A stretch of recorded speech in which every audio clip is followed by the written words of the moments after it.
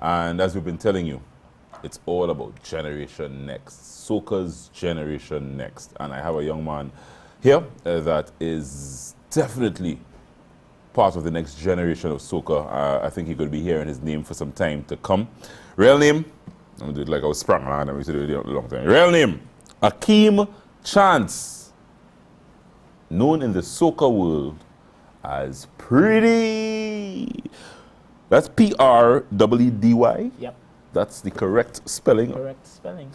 I am always amazed at, well, you know, calypsonians and soca artists that come up with sobriquets. Yeah. Preedy has no relation to Akeem Chance whatsoever. Nothing. So that has to be that has to have a story. Yeah, it's basically where I grew up. I didn't come up with this. I would never come up with a name as ridiculous as Preedy. I can testify. No, I know it's ridiculous, please. Yes, but tell us.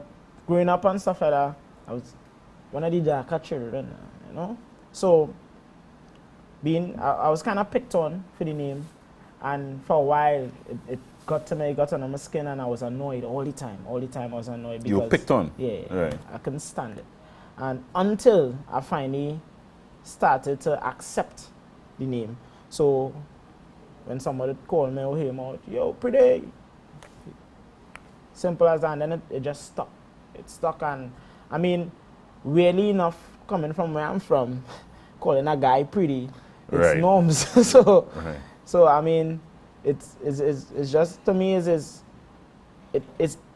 has become part of me, and even though I plan to get rid of it in a couple of years, because you don't want to see a 35-year-old on stage jumping up singing soca and his name is Preedy. You don't want to cheering, you know. They want that poster on the wall. So, but what did it signify though? Just for probably the older audience, what does it signify? What did it signify when they called you Preedy? For me, it just signifies being unique. Okay. Being special, being different. I don't consider myself a normal person in any form of the word. So it's just being different, being able to accept something that at first glance or first listen, it's weird. It might be off-putting. And then after a while, you realize that, yo, this is cool. So, Why music, Preedy? honestly, and I know everyone will come and give you the story like, I've always loved music. It's been in my soul. But I never saw myself doing anything else besides being an artist, doing music. So from young, I always wanted to be an artist. I watched these guys on stage when Marshall shot his music video in Maloney, and he was climbing on the building and stuff like that. And I wanted to be that, but not for the fame or the money or the girls. It just felt like it was my calling then. And I just, everything up to this point was luck and chance. Nothing was planned. No movement was even thought up. Everything was just, we stumbled and fell into a good groove. So, I mean, music for me is more than just financial stability and stuff like that. It is a savior. So tell me about the stumbling into the groove, because you've been doing writing and you've been doing music for what? I would count my years there. There's at least 8, 9 years there, based on what? I've stumbled a lot, especially in this life, and writing is a testament of stumbling and falling, because I only wrote for myself.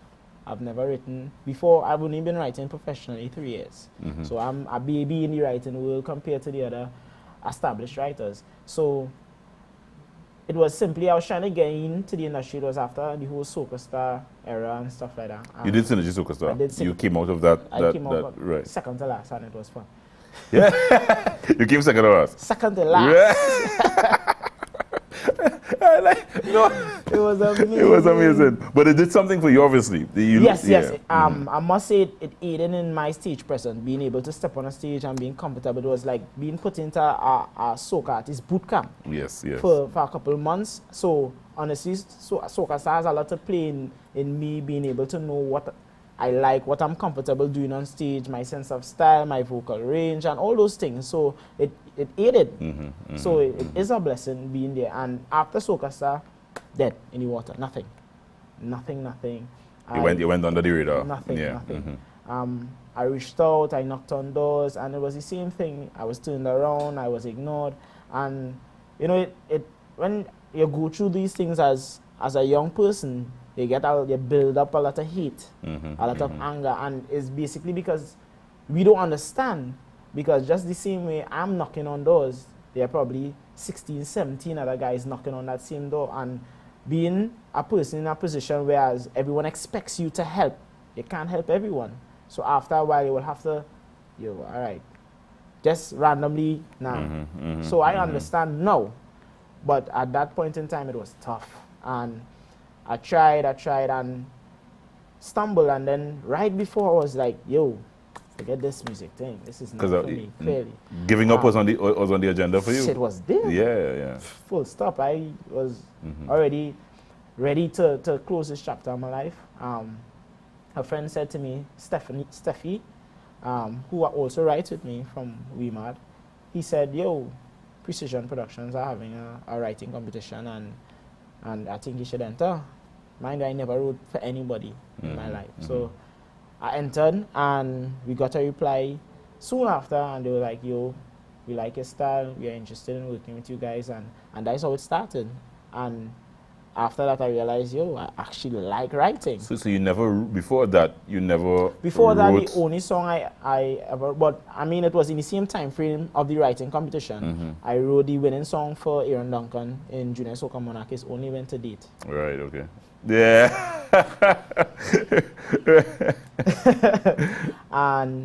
But that was it. And I mean, it's Junior Soca Monarch, and is the professional level is too different. Too different, yes. So we started. In my first year, I was blessed to work with Marshall and Destra. That was the only two songs I sold, and it was Marshall Montano's Energy High on the intercurriculum. And you wrote that? Yeah. And what you wrote for Destra?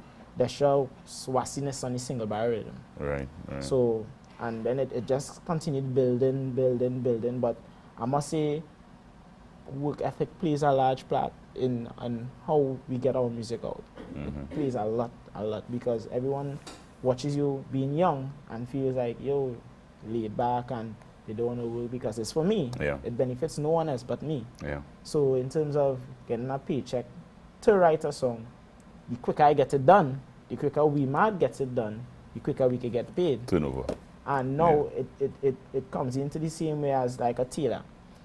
If I'm writing a song, it has to be for you and you alone. Nobody else in the industry is supposed to sing that song better than you or embody the song the way you would embody a song that I write for you. So that is something that we try to always put our best foot forward in every single song we write. So that's why you would see we get so much songs sold. So for me, it's competition. All right, a couple of things. You've been saying we a lot, and I need to, but I want to take a short break, yes, Preedy, no and I want to hear who the we is. Yeah. And for those of you who don't know, this young man did 7 songs in 2015. 7 songs, one of which is one of his biggest hits to date, Away. Away. Yeah, that's right, Key? Key, all right, okay, Key.